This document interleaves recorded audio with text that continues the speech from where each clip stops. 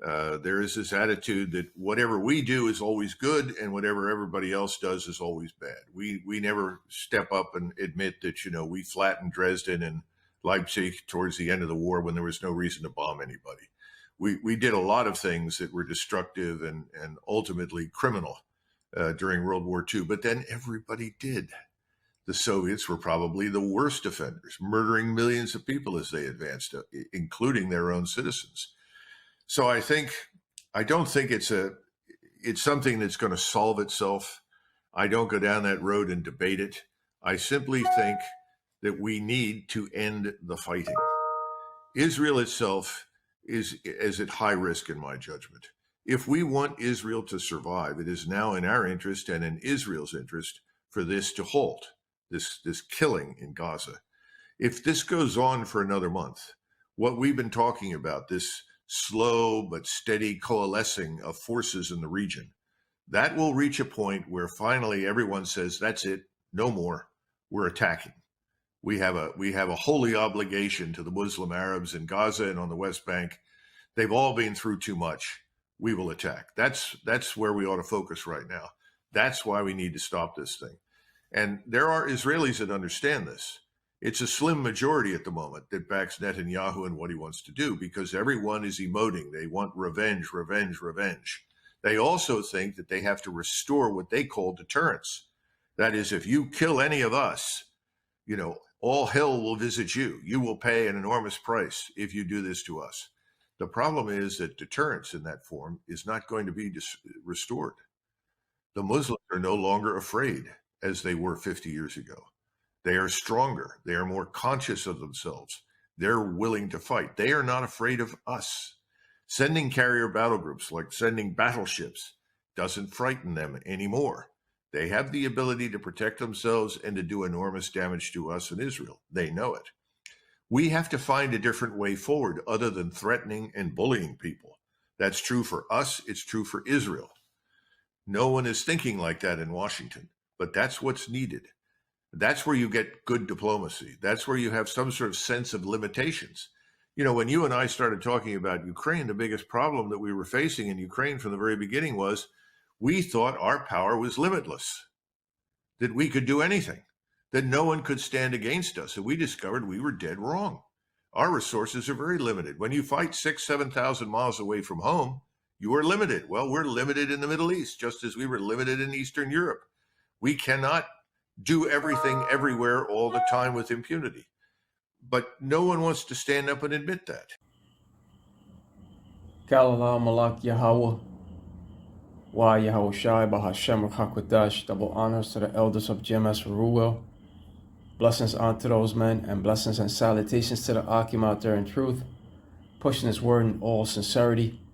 With that being said, Shalom Israel Barakatah. Today's lesson, let the weak say, I am strong. And back then, when these smaller countries practically had nothing, they were bullied by the bigger superpower countries. But now, we are headed to 2024, and the little guy can no longer be bullied. With that being said, let's go over to our first scripture of Joel 3:10. Joel 3:10.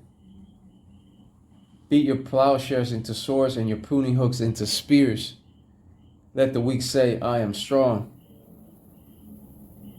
Let the weak say, I am strong. This is in reference to smaller countries such as North Korea and Iran possessing nuclear capability. And the Iranians are the Persians.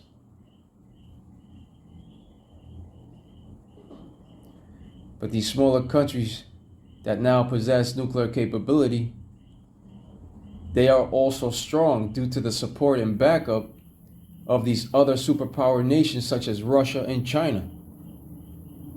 And even though Esau or Edom weakens the nations through their sanctions, these smaller countries are no longer weak but strong in possessing nuclear weapons and unmanned vehicles. Iran itself possesses suicide drones that have diverse capabilities. Iran has at least 10 different models of suicide drones, which explode on impact. And these Iranian drones are also accurate as ballistic missiles and can fly at lower altitudes to evade radar.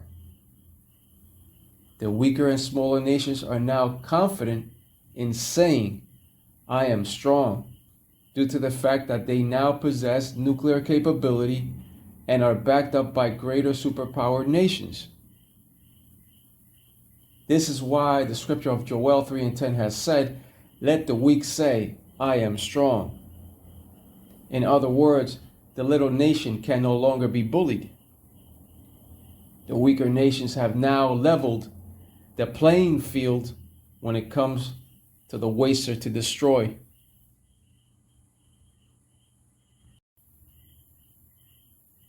Isaiah 54:16, "Behold," which means to look, "I have created the smith that bloweth the coals in the fire, and that bringeth forth an instrument for his work, and I have created the waster to destroy."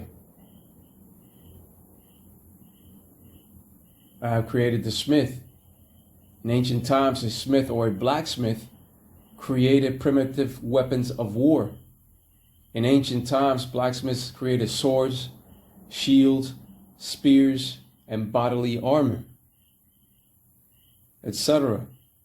But the modern day smith, on the other hand, is a nuclear scientist or a nuclear engineer that creates sophisticated weapons of propulsion and of mass destruction to deter and to defend against other nations, that bringeth forth an instrument for his work. That instrument is the gift of the missile, given unto Esau Edom for the coming war of Armageddon, mountain of the troops. The weaker nations have now leveled the playing field when it comes to the possession of nuclear weapons. And in order for righteousness to dwell upon earth, first cometh the CHIP of Revelation 13 and 16, and then cometh that destructive third world war. That third world war of destruction. Much tribulation is coming to this earth. Babylon the Great is experiencing mild to moderate birth pains as we speak. But the people of that nation have not really seen or witnessed the full force of that severe pain that's to come. But in that last severe birth pain, men themselves shall be in fear and in extreme pain. The time draws near.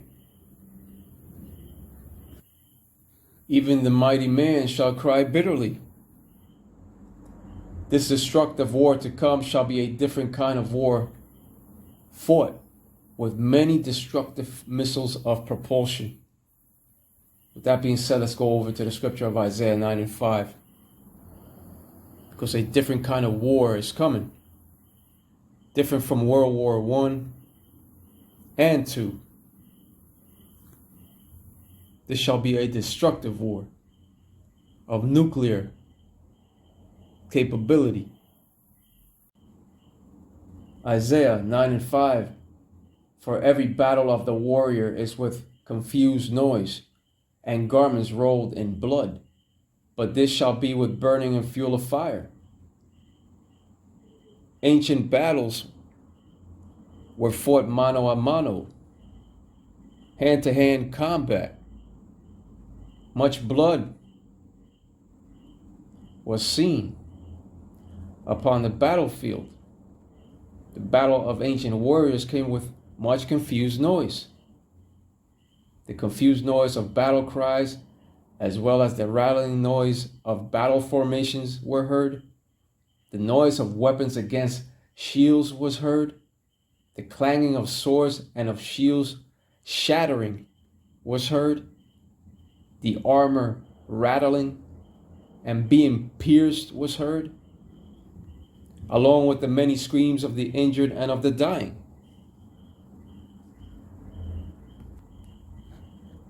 But in the greater war to come, it shall be fought with the burning and fuel of fire.